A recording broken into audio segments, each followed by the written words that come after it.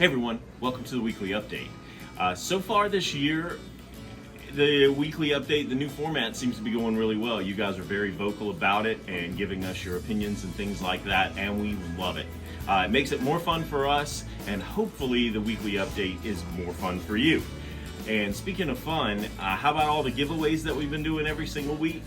Last week, you might have seen me in the video talk about a mag float. Sharon N1277, you want a mag float. Get in touch with us so we can get it to you, or you can come pick it up. Every week from now until, we're going to be doing different giveaways in YouTube only videos. So you definitely want to pay attention to the whole video so that you can come in and win. Some of the prizes you'll have to come in the store for. Some of them we'll just simply offer based on what was shown in the video. So give us some feedback, let us know what you're thinking.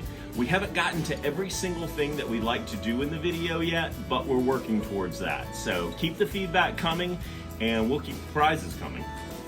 Okay, for the tank spotlight this week, something we've been out of for a couple of months is the coastal aquarium. It is basically a really cool standing canopy that's set a little bit higher with a pretty lip that has a really high top, so you can mount lights very easily and work on it without actually removing the canopy. Easy doors to feed and just general maintenance when you have to make adjustments. And plenty of storage space underneath for whatever kind of equipment you need. But we finally have it back in stock, and it is one of the coolest and best looking aquarium designs I think we have here at Fishy Business. So, I think everybody's wondering what the product spotlight is this week, and the product spotlight this week is an E-Heim automatic feeder. Now, there are lots of different automatic feeders, and I'm not going to get into every one that we stock here, but automatic feeders are fantastic for a lot of reasons. In service, we prefer the E-Heim just simply because of the amount of feedings that it does, the controllability of the release of food. It can feed up to 8 times a day, so people that are heavy-handed feeding in one moment, this will actually allow you to make a small adjustment, minimal amounts of food, and you can do it multiple times, which is actually better to sustain the fish. This is a great product to have on your tank, whether you're going away for a weekend, whether you're going away for a week, or whether you just want to kind of supplement the feeding in the normal time. So this is a great way. This is their feeder, the E-Heim automatic fish feeder. Hey y'all, it's Diana here. Our plant spotlight of the week is going to be our giant val.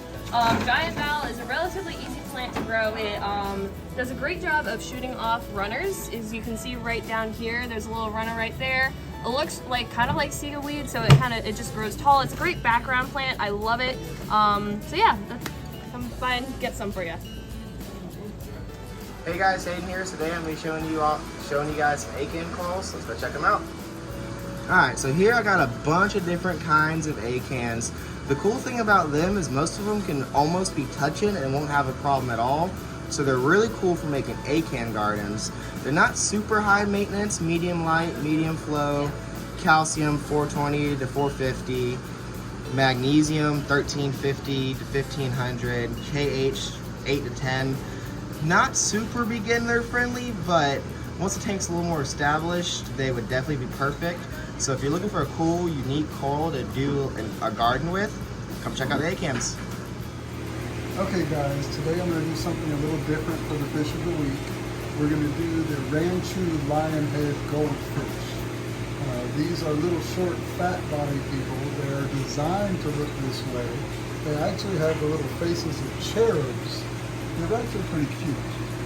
They don't handle high water flow, and they don't like very spastic roommates. Best is other fat body goldfish and stuff like that to keep with them. Quick tank tip for the week, vitamins. Most people do not use vitamins when they're feeding their fish, and vitamins are hugely important. You don't get everything that you need in the regular food, so it's easy to put it back in the vitamin content. Vitamins prevent against bacterial infections, and they help color up your fish. A lot of freshwater customers want more colorful fish. Vitamins are a good way to do it. Health of and prolong the health of any fish, vitamins are a great way to do it. Anytime you're in an aquatic store, anytime you're shopping for food, ask about vitamins. They last a long time. It's not something you have to use every single feeding, but they're great for the health and longevity of your fish. Hey y'all, it's Diana with Fishy Business. I'm going to be going over some of the saltwater update with y'all this week. Chuck's going to be also helping me with that a little later on, but for right now we're going to be talking about clownfish. So we're talking about some of the designer clowns. We have some regular black clowns and orange clowns down below. Your clownfish are a great starter fish. They're ones that we always recommend to cycle a tank with. They're really personable, really hardy fish. They can survive that cycling process with your ammonia and all that fun stuff.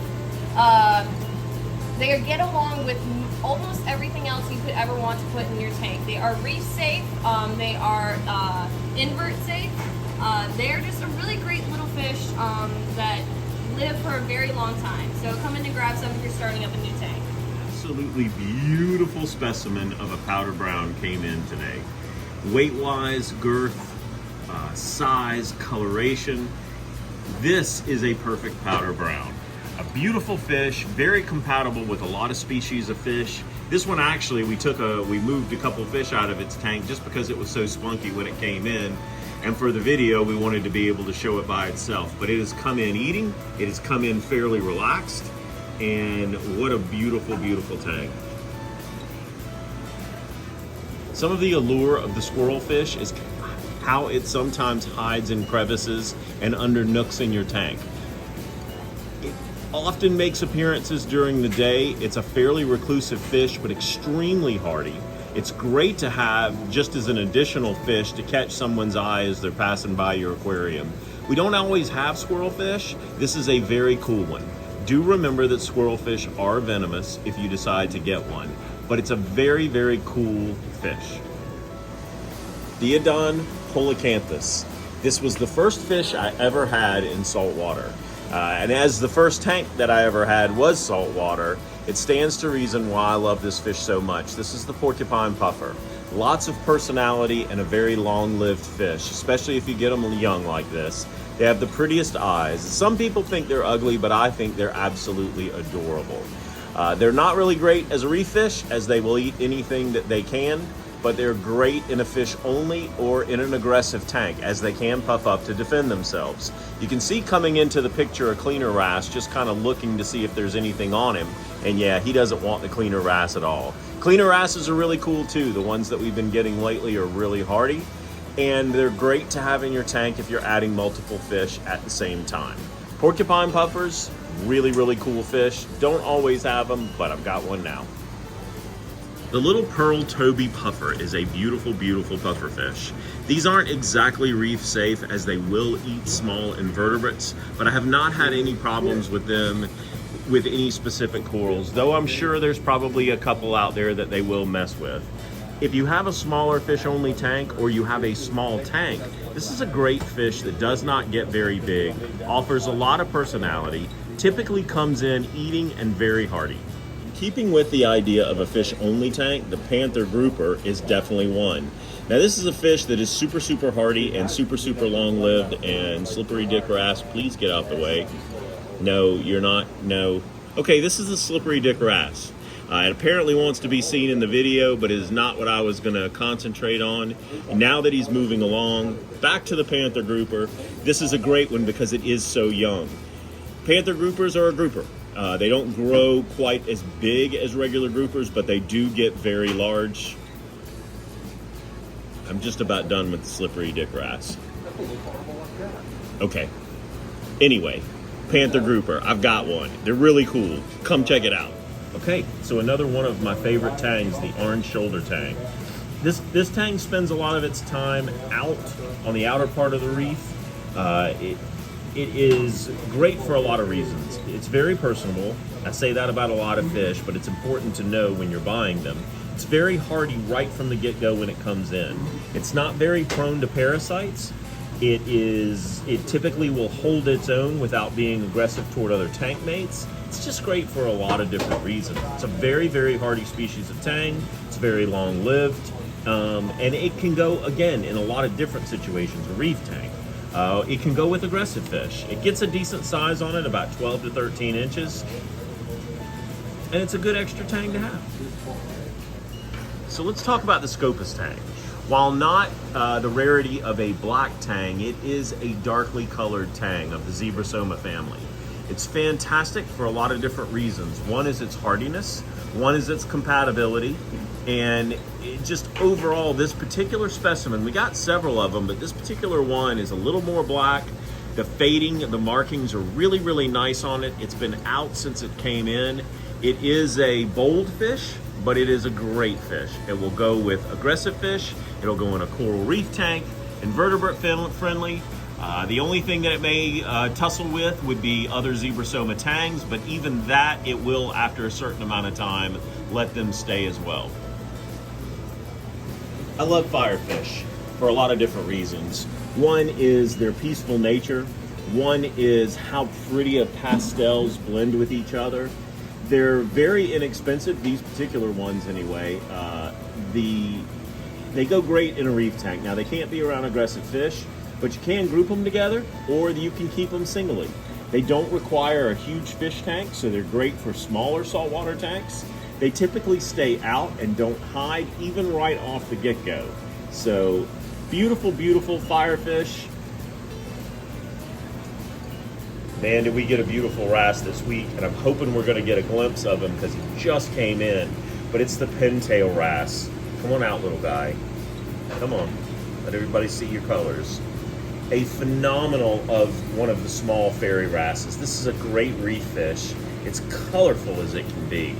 Beautiful, peaceful. I mean, the fish speaks for itself. There you go, maybe you can get a good, you just gotta come in and see this fish. That's the easiest thing to do. And it is a phenomenal fish. Okay, while we get possum wrasses occasionally, I don't know when the last time we've had a white striped possum wrasse. This is a phenomenal little fish from a size standpoint. It'll go in smaller aquariums, kind of like the 6-line wrasse does. Very peaceful, very relaxed. Does play possum, hence the name, and it does blend in real well with a reef, but it's very compatible with a lot of things. And this is a pretty rare fish at not a very expensive price. Lots of compatibility here, guys. One of the most common types of Orothoron puffers is the dog face. These are really cool puffers as well. Very cute.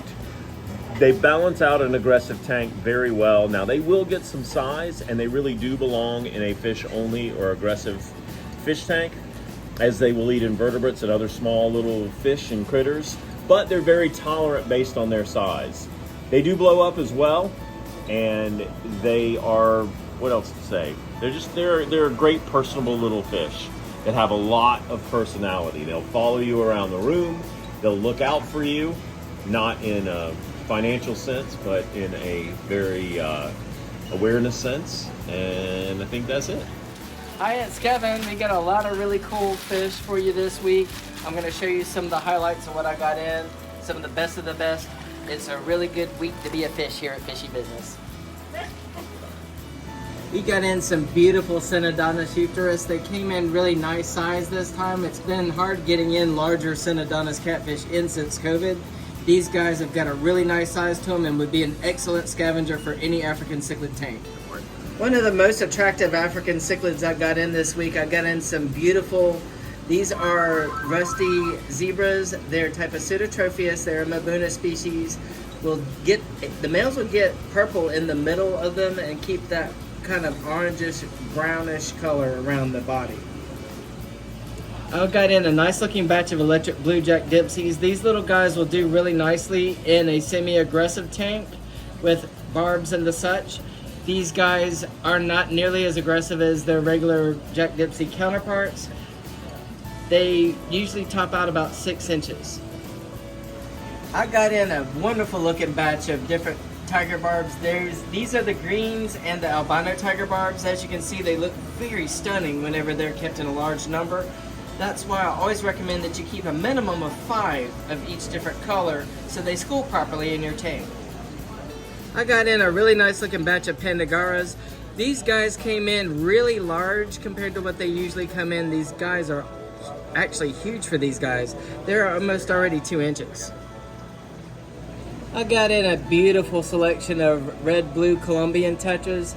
These guys would do really nicely in any community tank. Really good tank mates for angelfish.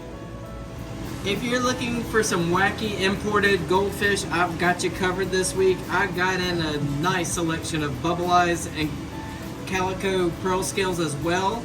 I got in some celestials also. So we've got a good selection of small imports this week.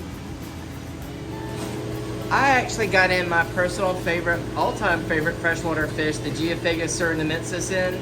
These guys are a South American cichlid, but if you try to keep them in with most other South American cichlids, you'll probably get them killed. They are not nearly as territorial as some of the other South American cichlids. Pretty docile for a big cichlid. Okay, so in closing, thank you for all the different comments and things like that. Please keep the likes, the comments coming. If you are in town or within a drivable distance, we've got another giveaway for this week. And it is a 30 half moon with the stand and the little LED light. You can custom fit this tank any way you want to. It is a used tank, but was one that was running perfectly when we tore it down. So this is the giveaway for this week. Come in anytime after you see this video through the end of business on Sunday. Throw a ticket in at the front of the register, and we will do a drawing Sunday afternoon as always, and perhaps you'll win a tank. Oh, and one more thing. There are a couple more tanks that we've got in that are coming up that you're really going to want to pay attention to and enter to win. There are going to be lots of opportunities this year. God bless and have a great week.